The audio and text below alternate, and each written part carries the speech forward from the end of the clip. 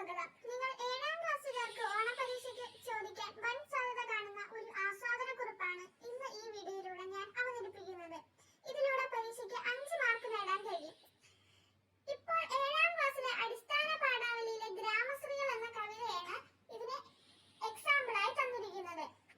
മലയാളത്തിലെ പ്രശസ്തവും പ്രസിദ്ധവുമായ ഒരു കവയിത്രിയാണ് കളത്തിനാട് മാധവിയമ്മ. ഗ്രാമവിശുദ്ധിയും ലാളിത്യവും മങ്ങാതെ നിൽക്കുന്ന ശുഭാപ്തി വിശ്വാസവും കവിതയിലേക്ക് ആവാഹിച്ച് കവയിത്രിയായിരുന്നു കളത്തിനാട് മാധവിയമ്മ.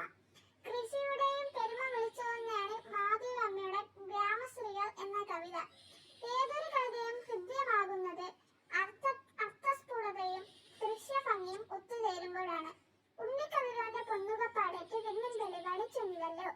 ഈ വരിയിൽ പ്രഭാതത്തിന്റെ വരവറിയിച്ച് ബാലസൂര്യൻ അഥവാ ആദിത്യന്റെ സ്വർണ്ണനുകപ്പാടേറ്റ് ആകാശമെങ്ങും ചുമന്നു വരുന്നു.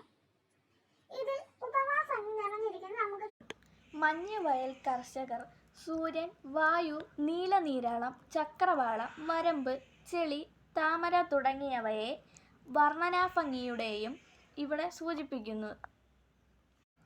വായ, മായ തുടങ്ങിയ ഇടശബ്ദങ്ങളും ഇതിൽ പ്രകടം. ഒരു വരിയിൽ തന്നെ നാണിച്ചു, നീളൻ എന്ന വാക്കുകൾ കാണാം. ഏകാക്ഷരപ്രാസവും കവിതയിലുടനീളം ദ്വിതീയ, തൃതീയ, ഏകപ്രാസങ്ങളും നമുക്ക് കാണാം. വായിച്ചാൽ വായന തുടരാമെന്ന് മനസ്സ് പറയുന്ന വിധമുള്ള ഒരു താളവും കവിതയ്ക്ക് കവയിത്രി നൽകിയിരുന്നു. ദൃശ്യമാകുന്ന വിധം വരികളിലൂടെ കവയിത്രി വാഗ്മയ ചിത്രങ്ങൾ വരച്ചിരുന്നു. ഉണ്ണിക്കതിരോന്റെ പൊന്നുകപ്പാടേറ്റ് വിണ്ണിൻ വെളിപാടും ചൊന്നിതല്ലോ. ഇതിലെ വാഗ്മയ ഭംഗിയും ചിത്രീകരിക്കുന്ന ഭംഗിയും